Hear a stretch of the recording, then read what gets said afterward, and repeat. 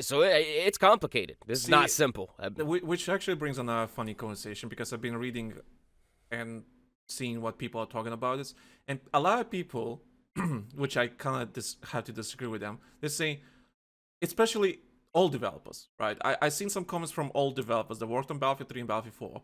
They're not happy with this open class system thing, open weapon class, right? Whatever you want to say, right? They're not happy, right?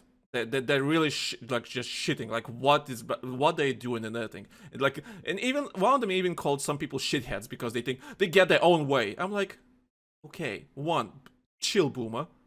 Just because you worked one of fan favorite games, sure, don't get me wrong, but you're just one person working in these games. It's fine. You're not. chill. They've ruined Battlefield. Yeah. Literally, that's why I hear. Every time I hear like that certain developers like they ruined Battlefield, I'm just like, okay, boomer. I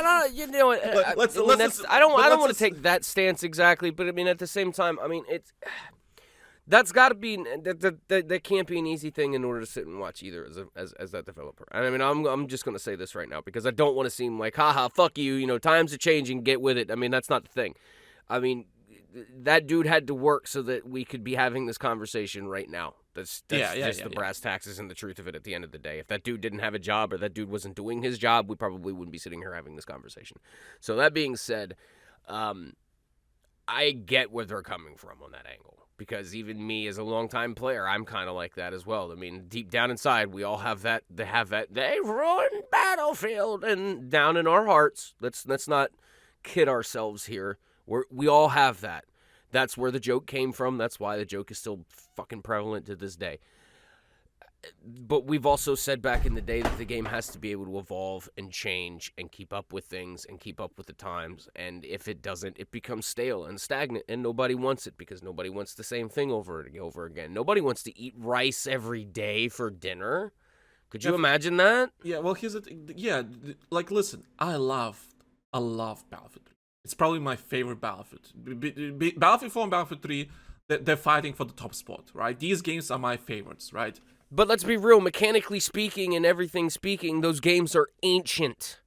I do not think that that they will work well in the current landscape. Yeah, nope. Like they will work well in a closed environment, maybe, but when you play in a multiplayer game, online multiplayer game with people, it'll play completely different. It will be unbalanced and so on. Like, yeah, Battlefield 3 system, the way the classes was set up and everything, sure, makes sense in a vacuum. But on a grand scale of things, it will be a horrible experience to play these days. I'm sorry. I love these games. I love Battlefield 3. That's why the reason the person I am today is thanks to Battlefield 3.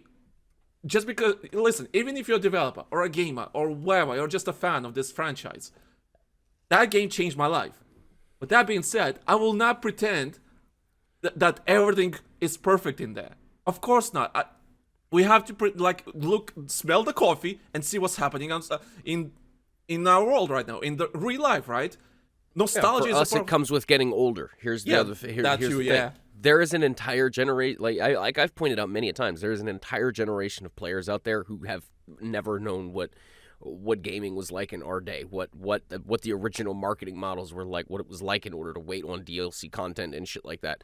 There's like the generation that's out there that's the youngins these days, like they have only ever known live service, so they support it and they play the shit out of it. That's the reality.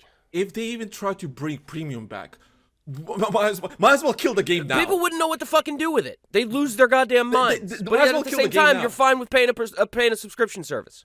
Yeah, we might as well kill the game now if you release like a premium. It's like, listen, I said like, was it like maybe 20 episodes ago? I don't know, when we were talking about tremendous live service that Andrew Wilson was talking about. I'm just gonna say this: like, if they everyone that asking for premium, in my eyes, that comes from a selfish point of view. Yes, you will get the content. Yes, you will get the maps. Yes, you will get the guns. Okay, what are you gonna do in a couple of weeks when the servers are dead and no one's playing? Yeah, you got the content.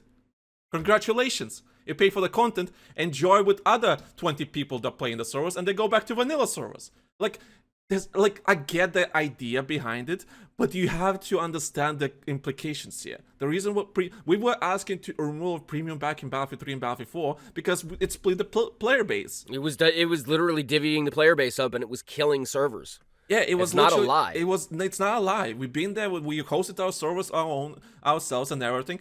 Killed servers. Just. But anyway. Yeah. But going as back, much as I hate live service, as much as I shit on it, let's be real. It keeps content going. It gives the developers the ability in order to keep refreshing the content and keep the content fresh.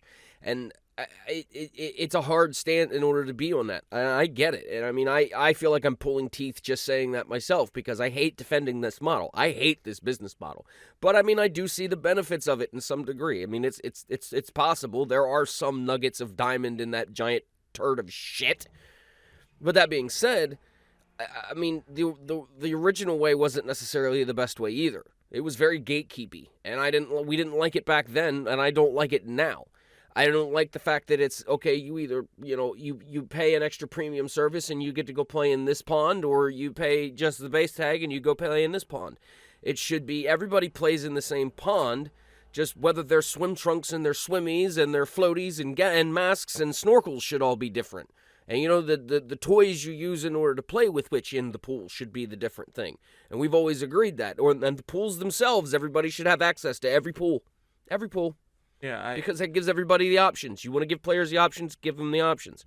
But at the same time, when the game's dead and it's dead, and dead and dead and dead and dead, you can't play it no more.